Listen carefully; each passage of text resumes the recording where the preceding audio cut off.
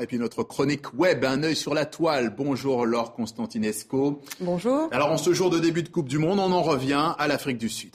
Bah oui, toujours, vous connaissez alors les livres électroniques. Et bien voici maintenant un livre à lire sur Internet. Alors l'histoire, elle se déroule dans la ville du Cap, en Afrique du Sud. Le titre du livre, c'est Mouti. En zoulou, ça veut dire sorcellerie, tout un programme.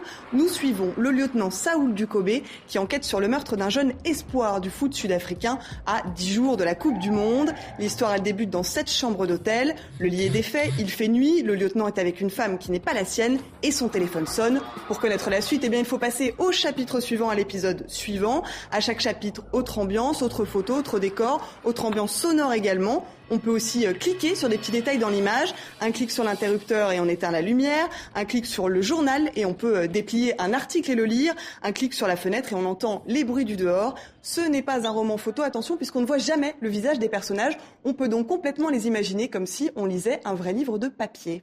Alors, retour maintenant sur les stades de foot avec un objet que l'on voit partout sur la toile et qui devrait donc marquer cette Coupe du Monde.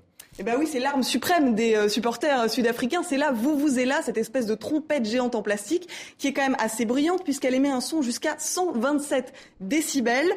C'est quand même dangereux pour l'oreille humaine à partir de 100 décibels. Donc la FIFA avait voulu l'interdire et là, voilà, vous entendez une vuvuzela. C'est une vuvuzela virtuelle que vous pouvez aller souffler dedans sur ce site internet qui est un site sud-africain, un jeu imaginé par un site sud-africain sur le vin. Donc toute publicité est bonne à prendre pour ce mondial. Voilà. Et la Coupe du Monde, Laure, c'est aussi et surtout sur notre site de TV5 Monde. Évidemment, vous pourrez suivre sur notre site toutes les actualités de cette compétition, le calendrier des matchs, les résultats, mais aussi d'autres contenus pour aller un petit peu plus loin, comme Rencontre africaine, c'est le carnet de voyage de Florian et Johan, 2 jeunes Français qui sont en fait en Afrique depuis 6 mois, depuis la CAN en Angola.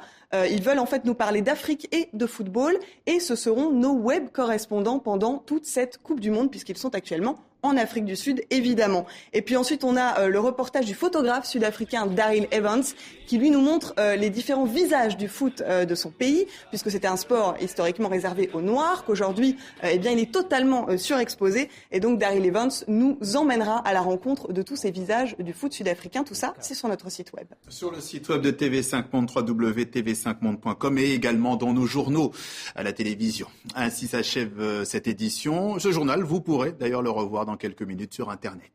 Merci, à bientôt.